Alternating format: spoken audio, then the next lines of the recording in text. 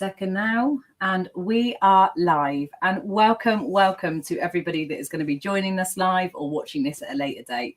For those of you that don't know me, my name's Bev G Star. I'm an artist and workshop host. I'm a creative director of that Creative Thingy Wotsit, and also the creator of Humans of Weston. And currently I'm running a project to introduce you to the beautiful people behind the scenes of some wonderful organisations in Weston. And today I'm joined with Helen. Hi. Hello. So, just before we get started today, I will remind you all that there has been some funding to provide these beautiful interviews for the community, and the funding has been provided by the Department for Digital Culture, Media and Sport in partnership with the National Lottery Community Fund. So, Helen, thank you so much for giving us some of your time. I know I've been on your case to shine light on you, but can you just introduce yourself and tell us who you are and what you do? Hi, thank you for inviting me along, Bev. So I'm Helen Wheelock, and I run Create Together, which is an arts and health practice. So the main reason for Create Together is to use arts, creativity to help people with their well-being.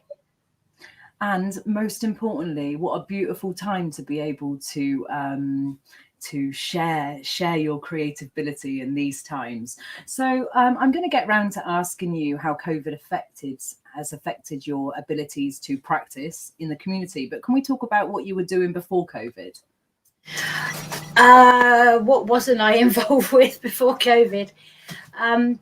So I run workshops, creative workshops, which are funded mainly through North Somerset Council across the whole of North Somerset. So I'm not just based in Weston. And they're 2-hour workshops which run for a series of about 8 weeks. And I run them all over the place, mainly try and get into rural areas, but I also hold quite a few down in the Southwold area. And I also work on a community project, which is based again in Southwold under a different project. So I've kind of got 2 jobs, 2 hats. 17 hats and lots of different jobs, actually. Yeah.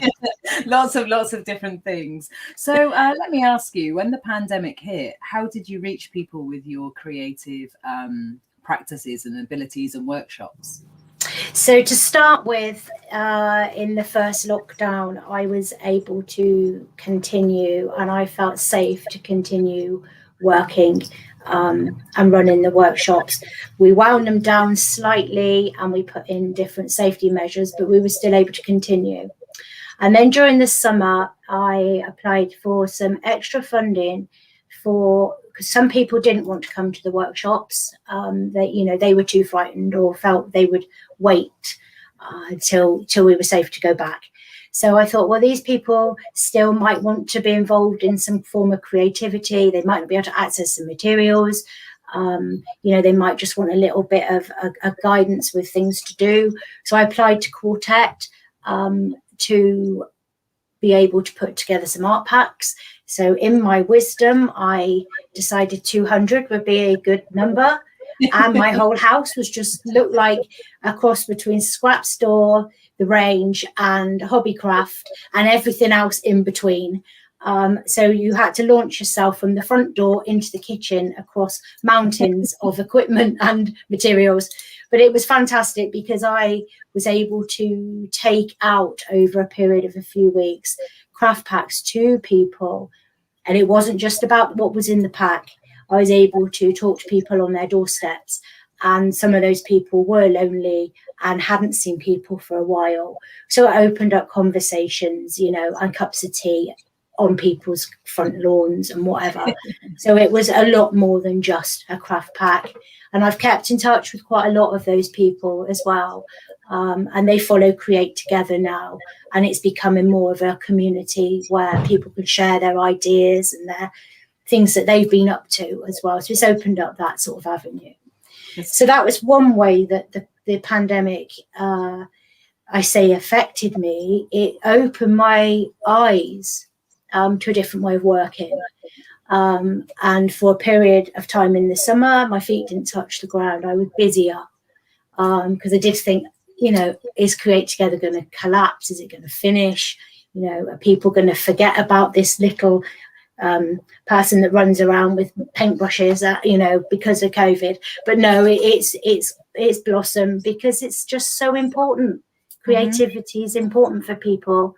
And I think the pandemic's made people realise that more and more, that we need creativity. Mate, definitely. And I think you were definitely leading the way. And it's exactly why I wanted to shine light on you today, because 200 craft packs, mate, plus all the other work you were doing. It was manic. There were some points I was filling up the car and then, you know, dropping them off in between going to the supermarket, or, you know, visiting my parents because I was doing things for them as well. And there were plant pots rolling around the boot, and I trod on a thing of acrylic paint and it shot up the back of the seat in the car. And it was like, this is just crazy. But it was worth it. It was worth it for the people, you know, and the feedback I've had has been good. So. Yeah, definitely. I mean, we see your networks online, and I will say today, those of you that don't know about Helen's work or do know about her beautiful work, we're going to put some links to where you can find everything. But I just, you know, that what you were doing was a lifeline for people. Do you get that? It's just a complete lifeline. It was, and you know, some people behind their closed doors haven't seen people for weeks on end. And just to have a bang on the door, you know, and to take something to them made people feel that, yeah, there's still life out there, and made them feel, you know, wanted and that they haven't been forgotten. And like I said before, the conversations involved were as important as the actual pack. The connection between me and that person on the doorstep was important. Hello, how you doing? You know, that sort of conversation, which is what a lot of people have been missing. Yeah. And I think, you know, work like yourself does out in the community, because you encourage a lot of people to, normally outside of COVID, you encourage people to connect with their community and kind of reach out and be creative. I think during the COVID, we all understood what isolation was like for people. So it put us where we were also in COVID, isolated, having to be creative, and you were the person leading. So thank you so much for everything that you did. Can you tell us a little bit about your what's your new project called? The one, is it the Create Together with Nature? Yeah, so that's been it's been in the background, bubbling away for a little while. But one of the problems with that was the funding came in as the cold weather arrived.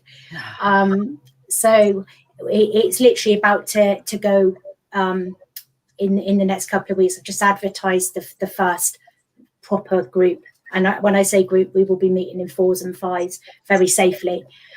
So I've been doing Create Together with Nature, and been meeting a few people one-to-one and doing bits like that. But it's all about building or weaving creativity with nature, and the two just go hand in hand. So it's going to be based, the first part of the project is based on the community allotment site down on the Bourneville. And my office stroke art room is going to be a corner of the polytunnel. So I'm going to be rummaging around with the tomatoes as they start growing. So we've got a space if the weather is rainy. But Create Together with Nature is all around using natural materials and things that we can find, and appreciating what is out in our gardens and in front of us. So we'll be using things like clay, making mandalas with what we can find, photography, those kind of things. And if anybody's joining us who's got a skill or really wants to try something else, then that will be incorporated as well. It won't just be about what I put out there. Yeah, because I've been seeing now I'm a mandala artist to a degree, but your nature mandalas are so inspiring. They're so beautiful, and you just have such a lovely finish to the photos that you put online. So we're going to see more of those, right? Yeah. Good news. Good news. So the last one I did, I think it was the last one that went online, was rummaging around, and we actually pulled out loads of stuff from inside the compost heap, went into that mandala. So yeah, it is using what we can find, and anybody can make a mandala. You don't have to have all this fancy material. You can do it in your backyard. You know, you can find things to make your mandala shape. You can do it in your kitchen with beans and lentils and, you know, anything you like. So that's the beauty of mandalas, you know, and hopefully we'll be able to leave a few trails around of natural ones. Yeah, definitely. I'm excited. So again, for those of you that are watching this today, please do follow the Create Together page that's run by Helen on Facebook. You'll see that, and you'll also see the beautiful things that she produces. And I hope to see more of the people on the course, what they produce also. How do people sign up to the course? I'm aware that it's probably limited spaces. Like you said, you've only got space for... Yeah. Anyone that is watching, the groups that Helen is going to be running are going to be safely orientated around the government guidelines. No fear there. But how do people get involved if they are maybe looking to be creative, want a small circle of friends, you know, or just feeling low in mood? What's the first steps they need to take? So I do advertise on my social media sites, the groups, but I also advertise what I'm doing through other wellbeing projects. A lot of the people who come to me also come through word of mouth. Because my group sizes are smaller at the moment, I've got a bit of a waiting list for some of the projects. And that's why I applied to Quartet, to kind of be able to do more of the groups for those that were on the waiting list, because my group sizes are no more than 5 plus myself. So normally I would be taking double that. So it's social media, word of mouth. People know that they're up and running. I also do get some referrals coming in from various places, and then I'll take them up. If that person, then, you know, have a chat with that person. If it feels right for them, they can come along. I think, you know, the fact that you've got a waiting list, or sort of, it just goes to show how important that your projects are, the projects that you run and the projects that can be run in the areas. You're a true inspiration, mate. Let me take a second just to read some of the comments that we've got coming in, and also encourage people at home watching today, if they have any comments, just to let me know in the section. I'll read them out. So Stephen, our beautiful Stephen, the creator of Creative Thingy Wotsit, says hi guys. Luann says hi Bev and Helen. Val popped on, and just to let you know that she loves your craft groups, Helen. So that's Val Sharman. Well, thank you, Val. Kate, who I assume is a relative of yours, just says you look lovely, Hels. So that's great. She wants to let you know that she's watching. Ruby says hi also. Kate says Create Together is amazing, and I second that, I third that. Carol says, Helen, wow, you interview as brilliantly as you create and share and gather. Good job. What lovely. See, these are all people that you've touched their lives, mate, with just your beautifulness. Elizabeth, thank you. Yeah, you deserve to hear it. I think sometimes that we don't take it on board as much as we need to. So Elizabeth goes on to say, thank you, Helen, for all your support. I'm really loving your art too. Gregory says that he loves our live chats, which is great. Kate goes on to say, needs to be a UK initiative. It's so good for all types of people, right?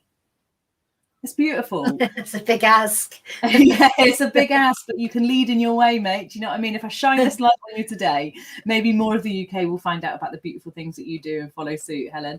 So Claire says hi. Kate says Create Together. Luann says she wants to get back in touch, and she's loving the sound of the creativity in nature. So well done for that.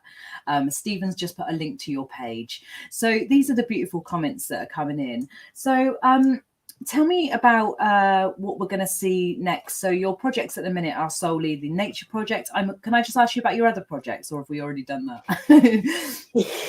So one of the projects which is I have been awarded some funding for is a project for 18 to 25-year-olds, and it's called Creating Smiles. We had to get the create bit in somewhere. So this is going to be run along the same lines of Create Together, but maybe using more crafts with a younger feel. So we might be doing a bit of graffiti and some lava lamps and that kind of thing. And why that came about was predominantly the groups, or the basic Create Together groups, are, I would say, people maybe 40 plus are in them. And there became a need, or I noticed there was a gap, should I say, not a need, a gap where some younger people were coming to the group, loving what we were doing. But what wasn't happening was they weren't then making connections the same with people of their own age. And that is the big part of Create Together, is for people, you know, further down the line. They don't need me because they built up their own friendships and they can continue doing what they want. So I've been funded for Creating Smiles. We are going to be launching in the next couple of weeks. That will be advertised again on my platform and things. So if anybody knows anybody around that age, 18 to 25, we are actually starting that one off in Clevedon, but we were hoping to move that one around. So that's going to keep me busy too, and young. I love that age group. Yeah. Getting down with the kids, I think they call it. Yeah, we can do that. My kids cringe when I say I've had a conversation, I think Val's watching now, with Val, aged 8. And we have this joke that, you know, when we're together, we show our work and we always put an age tag. Mine's normally Helen, age 4. So it keeps you young. And I do hope that age group will really benefit from Create Together. And let's just remind people, you know, we're preaching creativity because I mean, my creative process has helped me. You don't have to be initially like an artist or a creative to join. You just have an interest in trying something new. Is that correct? That is absolutely correct. And those people that know me will say that, you know, the first time they meet me, you don't have to be an artist to come along. You've just got to have a willingness to have fun. And, you know, the beauty of making something in a group, especially if it's on a Zoom group, because no one can actually see what you're doing, is you can make something and it can be the worst thing in the world. And nobody has any idea what you do with it after you've left the group. So it could be on your mantelpiece, or it could actually go in the bin, you know. But if you've enjoyed making that thing or that picture, or, you know, you've experimented with different materials and you've got your hands dirty and you're covered in glue and you've had fun, it does not matter what is in front of you. Yeah. You know, if it looks good and you're proud of it, bingo, you know, double whammy, you've got something to be proud of. But that's not the point about creativity in my eyes. It's all about having fun, trying out new materials, and, you know, if it looks good at the end, you know, good. Yeah, it's the process. It's the process. It's all about the process. I think people forget about that. I think people can start sometimes, you know, it's doesn't look very good, and you're like, hey, there's so much more you can do to sort of improve your process. Practice makes permanent, not perfection. You know, it is about that. Let's talk about. So you went from running in physical workshops in the community to going online. How strange was that, running online? Was it easy? Good? Tell me what you felt about these wrinkles got twice as big. I had complete and utter panic attacks over going on a Zoom craft group to start with. And I had people going, you know, Helen, you should be running online. You should have been doing this for years. And I'm like, no, I can't. I don't do well on screen. You know, I can't do it. I can't do it.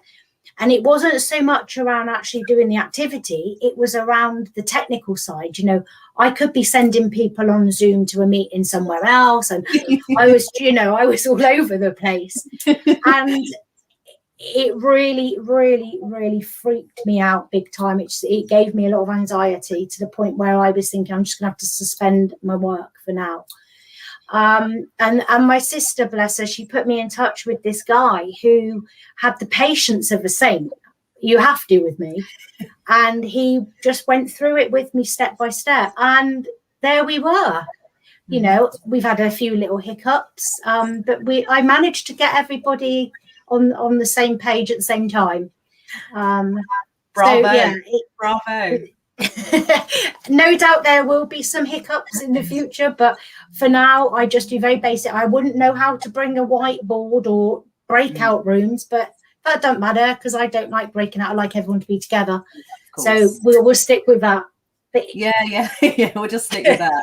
I know, and it's nice to remind people that you're human. You know, you're not born with every skill. The skills that you have in creativity are built. So as well as your Zoom skills, that, you know, they're gradual. So those behind the scenes that think us artists are really confident just getting out there, it's because we want to inspire and, you know, sort of encourage other people to become what they want to become.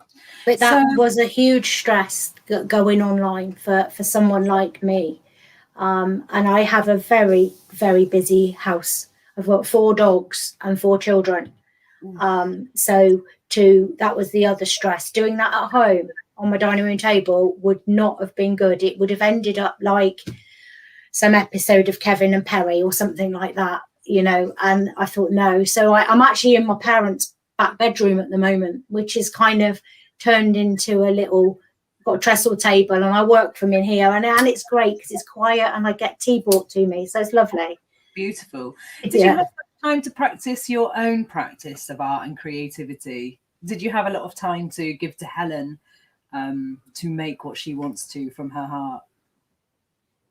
You mean, do I spend time doing things for myself, creative wise? I try to as much as possible.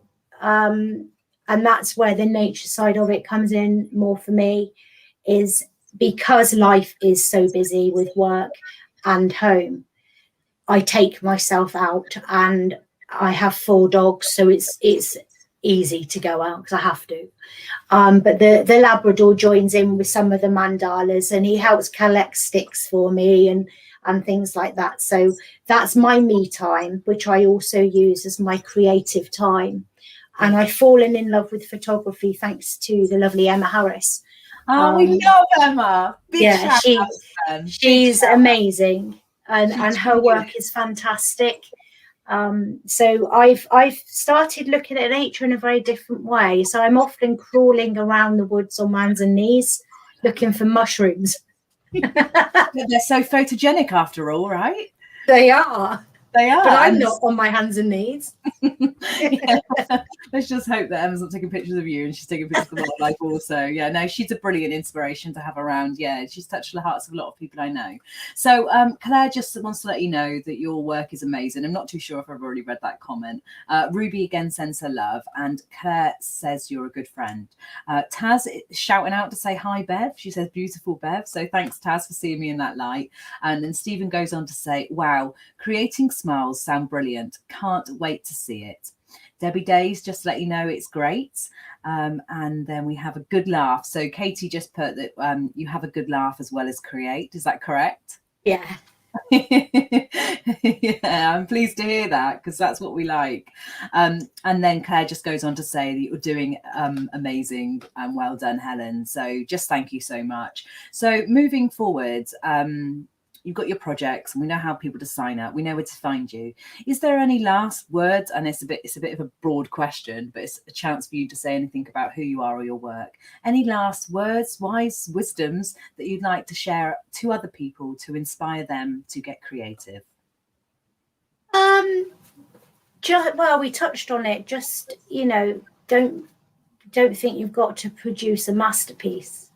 In anything that you're doing, just create something, whether that be going out and poking, your finger in the mud and drawing in, when you're out and about, or writing in the sand on the beach, or going and getting yourself a canvas. You can buy them for £1 and just chucking paint down, or and if you haven't got the materials that you want, phone me up, that sort of thing.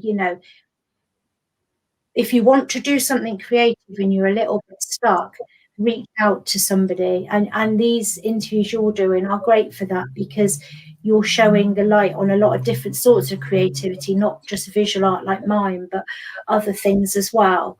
And just, let it go. Creativity is brilliant, and it's so good for mental health, for positive mental health. It's relaxing. It can help with anxiety, and the list goes on. So don't be frightened to explore with creativity. And people come to me and say, Helen, I'm not creative, and I'm like, I don't believe you. I'm not listening to that. Everybody is creative in their own way. Just get on with it. Create something, and enjoy it. Let go of that. I've got to have a Monet on the wall. Yeah. Definitely. I spend a lot of time reminding people in my workshops, that person that painted the Monet would have had years of experience and practice with their skills. We don't just wake up in the morning, we wake up in the morning, tell ourselves we're creative rather than not creative. So thank you for that.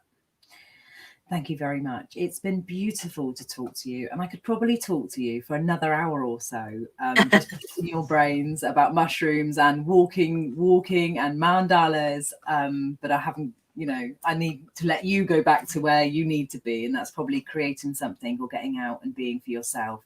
So Helen, thank you so much for today, and thank you to everybody that has come on and left some comments. We're going to share the interview after.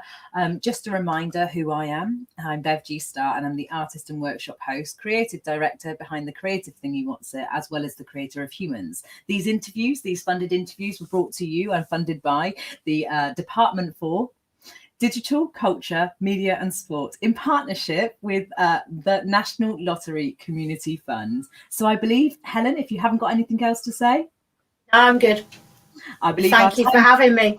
Oh, you're blessed. I love it. I'm so excited. And I was so happy that you just turned up today, to take some time to let me shine light on you. So, ladies and gentlemen, boys and girls, we're at the end of our interview. Please share this online to promote the cause of creativity, in hopes that somebody out there that needs a little bit of creativity in their life will follow suit and join the workshops that we provide.